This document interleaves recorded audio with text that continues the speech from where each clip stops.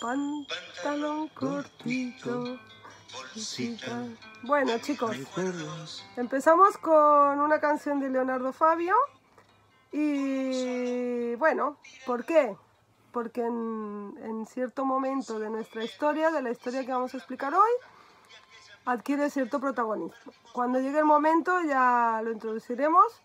Pero bueno, nada, hoy hacemos un nuevo capítulo y el último día nos quedamos en el año 1973 con el final del gobierno de Lanusse, que decide convocar a elecciones. Entonces, ¿qué pasa en esas elecciones? Bueno, simplemente recordar que aunque Perón estaba proscrito, el partido de Perón se presenta como candidato, bueno, se presenta como partido justicialista, ¿no? Se llamaba en aquel entonces, sí. Y es lo que conocemos como el partido peronista. Bueno, y ahora le paso la palabra al aula. Bueno, en realidad vamos a abarcar una etapa que se ha dado en llamar también el tercer peronismo. Hay distintos puntos de vista respecto a eso, pero yo creo que está bien dicho tercer peronismo porque sería la tercera, digamos, legislatura que gana Perón, en cierto modo, aunque con un personero en este caso. El hecho es que Argentina arde por los cuatro costados. Hay una efervescencia juvenil y universitaria y también sindical, y sobre todo que han florecido una serie de movimientos, digamos, revolucionarios armados, que actúan y que hacen atentados y que, que tienen un protagonismo elevado. Lanusse, yo no sé si es que es un tío tan genial que organizó todo esto o simplemente porque estaba desesperado, decide que se convoque, él mismo convoca elecciones sin que el peronismo esté proscripto. Pero Perón no podía ser candidato porque, según parece, la Constitución o las leyes establecía de que necesitaban un periodo de... tenían que estar censados, y Perón estaba en España desde hacía un montón de años. Exacto. Entonces había unos problemas burocráticos. El hecho es que Perón designa a uno de sus fieles seguidores, que es Héctor Cámpora. Héctor Cámpora es un dentista, un odontólogo, un buen hombre, que había sido siempre muy fiel al peronismo. Amigo de Evita Perón. Y que había sido muy admirador de Evita. Él adoraba a Evita y Evita lo tenía como uno, porque veía, sobre todo coincidía Evita con Cámpora en los planteamientos ideológicos. Porque, en cierto modo, Cámpora era, estaba enrolado en lo que podría ser la socialdemocracia, o sea, la democracia con opción por los pobres, con la justicia social, en la que Evita era una líder y Cámpora... había sido diputado, simpatía, ¿no? Tenía simpatía, pero sí, exacto. De hecho le llamaban el tío, ¿no? El tío, sí. Y entonces, Perón, como este es un hombre, digamos, de confianza, lo propone para candidato a presidente. Y, efectivamente, saca, porque habían creado una doble vuelta, y en la primera vuelta saca casi el 50%, y Balbín, que había sacado apenas ni siquiera llegaba al 20%, sí, que era el contrincante, Balbín dice, no, renuncio a la segunda vuelta. Renuncio a la segunda vuelta y por lo tanto dejo habilitado a Cámpora. Cámpora asume la presidencia, yo diría, en la ingenuidad de no saber realmente dónde estaba metido. El hecho es que Perón, en esas entrevistas que había tenido con los movimientos, sobre todo con los montoneros, porque los montoneros habían declinado, se habían optado por el peronismo y tenían una raíz cristiana que eran los elementos o los ingredientes fundamentales para poder tener éxito en Argentina, digamos, un movimiento. En esa época, sí. Pero les había ofrecido a los montoneros el Ministerio de Bienestar Social. Según dicen los historiadores, los montoneros no quisieron aceptar. Yo no sé qué hubiera pasado si hubieran aceptado y al no aceptar, entonces López Rega dio un paso al frente y dijo, hombre, yo puedo ser el candidato, y lo nombran a López Rega ministro de Bienestar Social, que es una especie de ministro, superministro, con muchas... Yo aquí creo que tenemos que hacer un paréntesis y hablar de López Rega, ¿no? ¿O no todavía? Bueno, él sí. no quiere meterse mucho en el tema, pero yo creo que sí. quizás sea el protagonista de este capítulo, porque vamos a hablar de 3 personajes, ¿no? Un poco para sintetizar, que son Cámpora, Perón y Isabel. Exacto. Pero López Rega aquí tiene una... El Rasputín, el que está detrás de todo el monje negro, es López Rega. Y es el causante de las... Bueno, que sucede... A ver, López Rega era amigo de Isabel, de Perón. Sí. Se hace muy amigo de ella porque está metido en cosas de espiritualismo, le llamaban el brujo, ¿no? Sí. Y Isabelita tenía mucha afición por estos temas y se ve que por ahí... Sí. Isabelita quedó huérfana a los 7 años y fue acogida, digamos, por una familia de Buenos Aires que han sido sus padres adoptivos, y estos padres adoptivos eran espiritistas y, digamos, adivinaban y hacían cuestiones astrológicas y esotéricas y tal. Se ve que por aquí López Rega se acercó mucho a Isabelita, se hicieron muy amigos, y a través de la influencia que ella tuvo sobre Perón, porque al final Perón era el que, aunque estaba Cámpora, Perón era el que le daba las directrices. Entonces, bueno, se ve que Isabelita le convenció para que, bueno, primero fue mayordomo de ellos, luego era el consejero. O sea, él se introdujo en la familia, digamos, para poder tener esa influencia.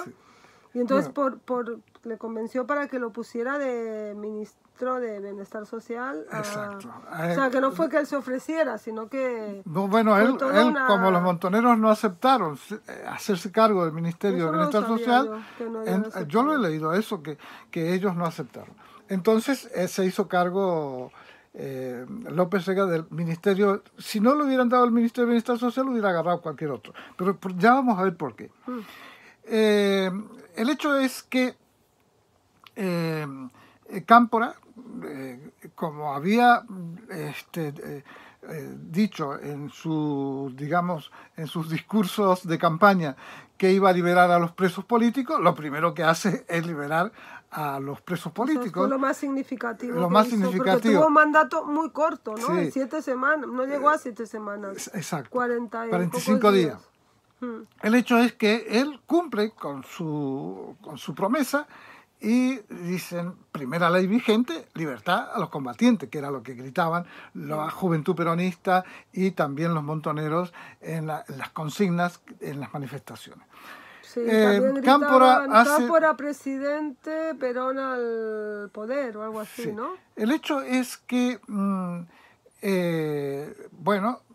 se inicia el retorno de Perón, es decir, hay una serie de movimientos a ver cómo se hace, y se decide que vuelva Perón para, digamos, hacer unas nuevas elecciones y elegir a Perón, porque sí que todo el mundo pensaba que él era la persona que iba a pacificar y que iba a transformar el país, y había mucha esperanza. Había mucha ingenuidad. Y era una gran ingenuidad. Yo creo que si hay una, ¿cómo podríamos decir?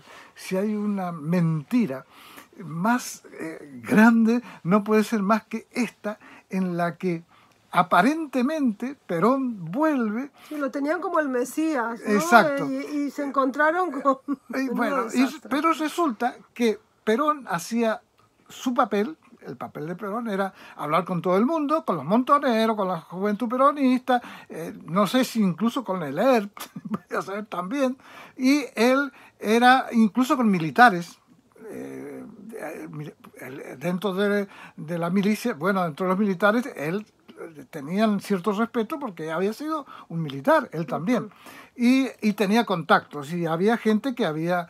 que estaba en contacto con él, y por lo tanto a visitar a Perón a Puerta de Hierro iba mucha gente. Sí, y Perón este papel lo hacía perfecto, porque a todo el mundo le fue... Sí, pero yo he leído que López Rega, que en ese periodo estaba con Perón en Madrid, antes de que Cámpora saliera presidente, estuvo unos años ahí, hizo de mayordomo, de...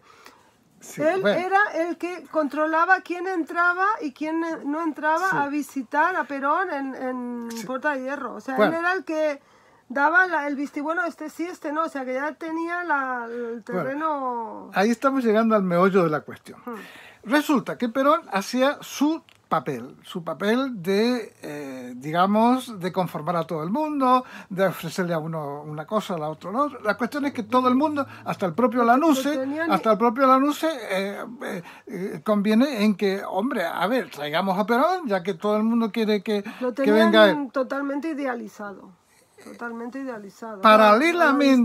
Paralelamente a esta situación, una organización, una logia, la logia Propaganda 2, o sea, Propaganda 2 italiana, que estaba, digamos, financiada por un mafioso millonario, multimillonario, y que era una organización que tenía como objetivo, digamos, la lucha contra el comunismo.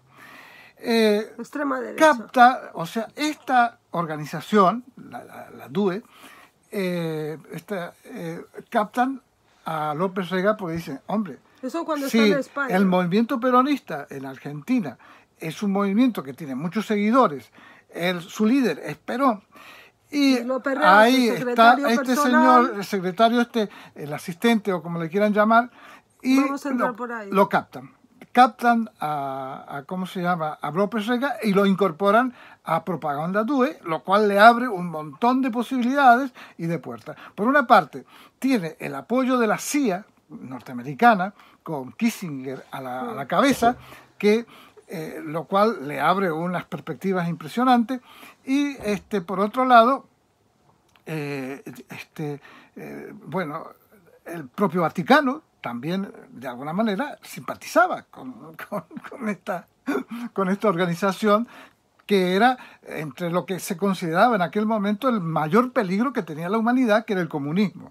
Y por lo tanto, López Rega es incorporado a esta organización, y prácticamente a partir de ahí maneja todo el cotarro. Incluso en esta organización estaba también Macera, que era digamos el comandante o el almirante de la Marina en Argentina. También estaba también dentro de esta organización. Captan a López Rega, y López Rega, bueno, empieza a hacer su tarea. Su tarea consiste... su terreno. Exacto. Prepara el terreno. Entonces, él tiene clarísimo de que lo que hay que hacer es luchar contra el comunismo, porque es el enemigo público número uno. Claro, su objetivo principal y cuando llega a Argentina son los guerrilleros. Exacto. Entonces, como la CIA tiene la escuela de formación militar de Panamá, digamos, la Escuela de las Américas, que se llama, que era preparar a militares de alto rango, de alto... en los ejércitos, marina y aeronáutica, para poder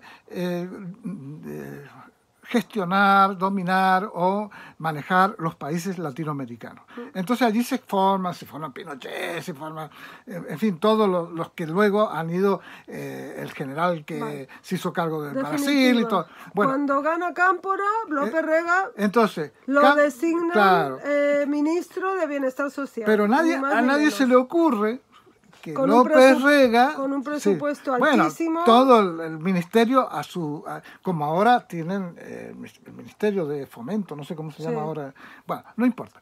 El hecho es que López Rega va haciendo su tarea. Su tarea consistía en infiltrarse y empezar a, de alguna manera, señalar o tener los objetivos bien claros contra quienes había que luchar. Entonces crea la AAA con el comandante este que me has dicho, que también era... Me has dicho... Bueno, crea la AAA, que es... Las siglas de la AAA es la Alianza Anticomunista Argentina. Que tiene la sede enmascarada, pues una tapadera, en el Ministerio de Bienestar Social. Entonces allí guardan las armas, allí torturan a los guerrilleros y entonces... Bueno, o sea, él va creando una estructura. Por su parte, Isabel, yo no sé si... Sí, claro que estaría enterada, pero hasta cierto punto nada más.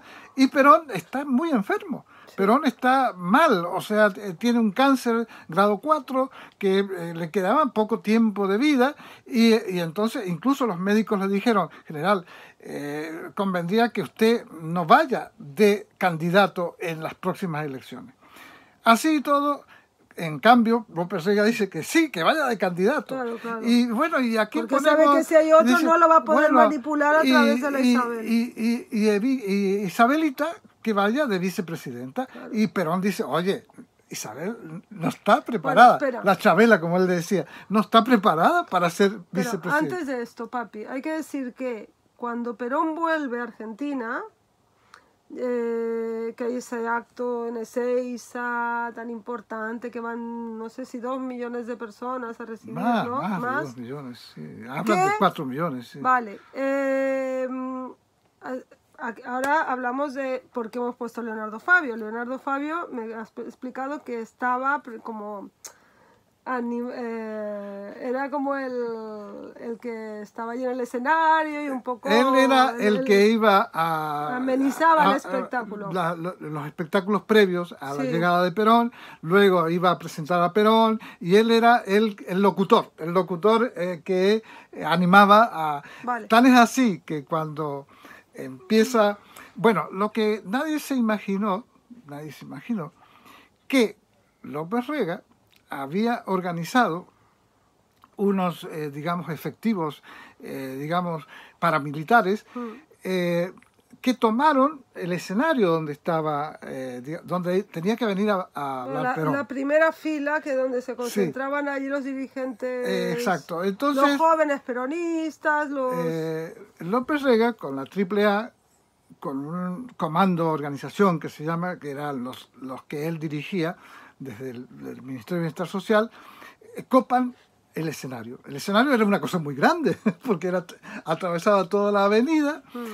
Supuestamente estaba ese comando para proteger a Perón, ¿no? O sea, era el... Exacto. Era el objetivo. Entonces, pero no. Ellos dijeron, bueno, muy bien, para que el general no corra riesgo, vamos a poner esta organización. Llevan allí una cantidad... Una pandilla de matones y gorilas. De personajes, incluso drogados, eran gente muy marginal y criminales. Sí. Entonces, copan el escenario, el pobre Leonardo Fabio, me acuerdo que gritaba, bueno, tranquilo, que no pasa nada, que no sé qué, que ahora que estamos esperando, que el general vendrá, que está demorando, qué sé yo. Hay que decir que tú y mamá estuvisteis en ese acto presente. A 50 metros estábamos del escenario. Yo no, ¿no?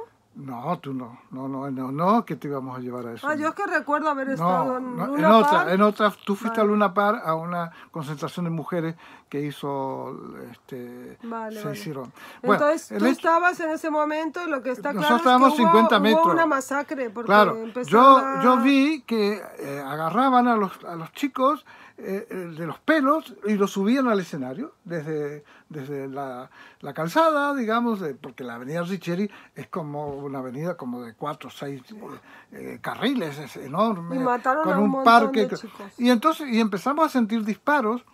Y claro, nosotros nos concentramos allí donde estábamos, pero era una cantidad de gente impresionante. Tal es así que nosotros hicimos un círculo para que a las personas que les pasara algo, las pudiéramos meter en ese círculo para que respiraran si les llegaba a pasar alguna cosa. Bueno, decir que esto fue en el momento que llega Perón a Ezeiza, sí. Y entonces se concentra allí media Argentina a recibirlo. Lo que nadie imaginó es que López Rega había organizado la toma del escenario y de toda la, digamos, el lugar aquel, y entonces cuando empiezan a llegar las columnas de la provincia de Buenos Aires, numerosísimas, de los montoneros, con unos carteles enormes que dicen Montonero, Juventud Peronista, entonces estos los reciben, los que están aquí en el escenario, a tiros, con armas largas, o sea que mataron un montón de gente. Nosotros veíamos que llegaban muchos helicópteros, y llegaban helicópteros y más helicópteros, no sabíamos qué pasaba, pero sentíamos los disparos y todo lo demás.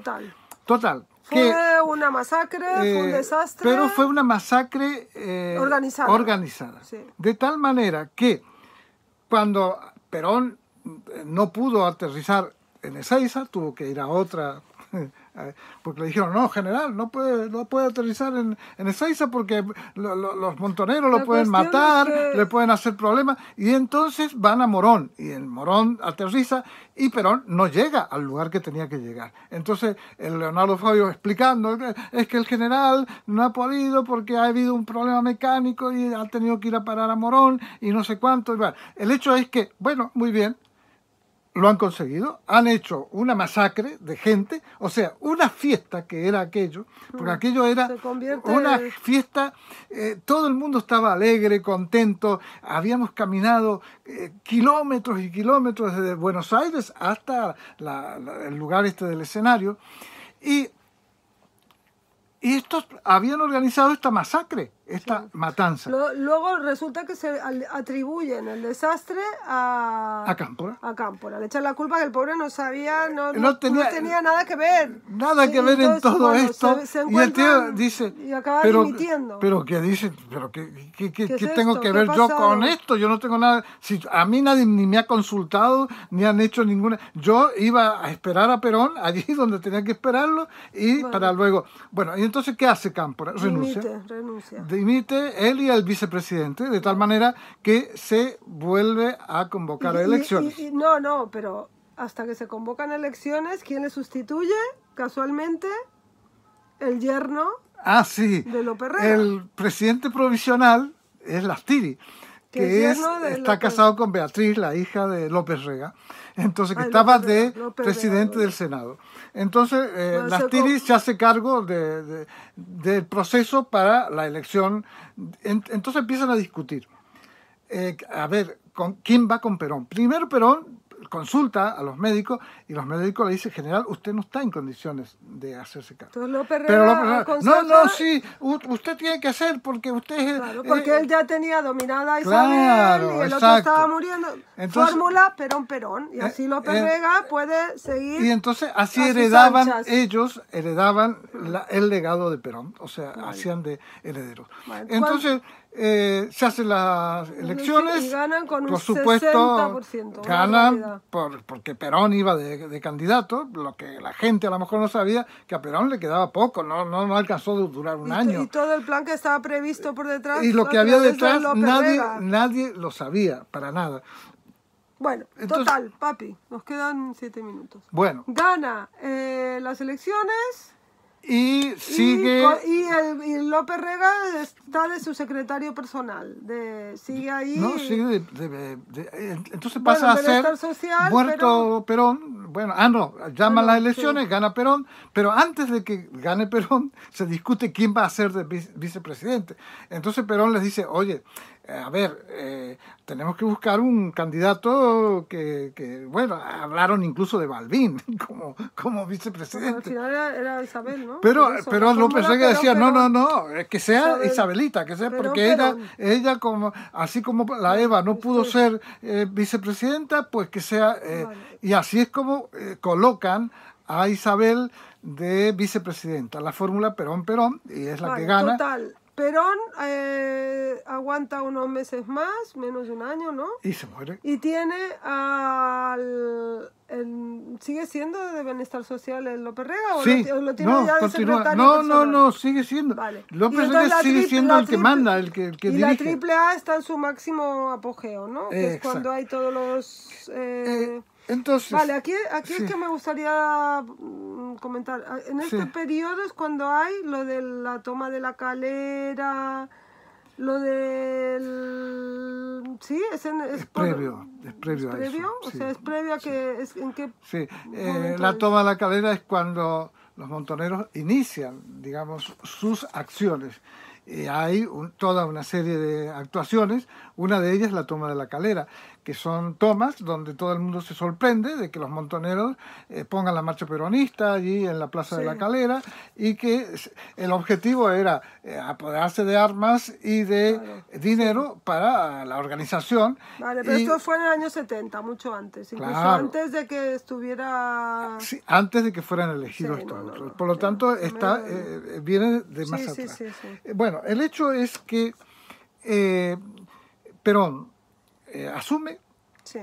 Aquí es cuando muere Rucci, cuando los peronistas que ya se ven que... Sí, lo que pasa es que... hace el atentado contra Rucci, entonces la AAA actúa de manera ya... Es que López Rega no se limita a aguar la fiesta, porque él fue el que transformó la fiesta de Seiza en una matanza. Digamos... en cierto modo, espérate, que era lo otro que te iba a decir. Bueno, se me escapó. Bueno, no pasa nada. Ahora tenemos que, ahora se gobiernan los dos, Perón muere porque al final sí que se enfrenta con los guerrilleros. Tienen disputas, entonces, ya tienen total... López Rega dice, la matanza de Seiza la han hecho los montoneros. Sí. Y entonces le echan la culpa a los montoneros, y Perón se enfada con Cámpora por lo que habían hecho los montoneros. Pero si los montoneros iban con sus pancartas, ellos no han hecho nada, a ellos los han acribillado, nada más. O sea que, bueno, pero Perón, como matan a Rucci, que yo creo que fueron las FARC, no los montoneros, sino otra organización. De estos grupos. Entonces Perón se enfada. ¿Quién era Rucci? Rucci era un sindicalista que estaba en el gobierno. Era el dirigente principal de la CGT. Vale. CGT. Era el digamos el... Era de la línea, en cierto modo... Pertenecía al Estado. Exacto. Vale. Bueno, el hecho es que Perón convoca al pueblo para explicarles que no sé qué es lo que había pasado. Y entonces se enfrenta con la juventud peronista y con los montoneros que están en la Plaza de Mayo, un discurso y les empieza, que les ataca... les empieza a decir, y va largando todas las soflamas que se pueden imaginar sobre estos que al final de cuentas lo único que habían hecho era luchar para que vuelva Perón, y que luego ni siquiera habían querido aceptar el Ministerio de Bienestar Social. Porque, claro, la idea estaba muy bien, porque era que el movimiento montoneros, o sea, los montoneros se incorporaran a la política, y digamos, que dialogaran, que no tuvieran que recurrir a las armas. Claro, exacto, y que depusieran las armas. El ERP no estaba de acuerdo. él dice, no, nosotros las armas no las largamos. Y por lo tanto era una postura diferente, porque era marxista-leninista, digamos, en cambio estos otros eran cristianos, peronistas, eran saco de otro. Total, papi, que muere Perón, le sucede Isabelita, además se ven los discursos que López Rega le va dictando en el oído lo que tiene que decir, y le dirige, o sea, digamos que gobierna López Rega. Y llega un momento que esto estalla, ¿no?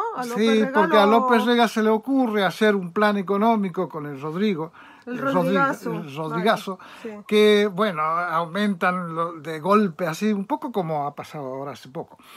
Aumentan de golpe todas las tarifas y los precios de los... Bueno, una cosa que nadie entendía qué pasó, entonces todo el mundo sale a la calle, empiezan a protestar y, claro, se la toman con López Rega. Y López Rega sale de patitas, se va, lo mandan como de embajador, no sé si a España o a Miami, y ahí inicia López Rega su fuga por el exterior. Porque se va de Argentina y deja aquel desastre de la AAA y prácticamente todos los decretos, leyes y andamiaje para lo que viene después, para la avenida de Videla. Videla lo que hace es ahora sí que hay otro golpe de Estado. Recibe incluso Isabel Martínez de Perón, en realidad María Estela Martínez de Perón, porque Isabelita era el nombre de bailarina. Entonces le hace los decretos donde autorizan al aniquilamiento de todas las fuerzas que sean de izquierda.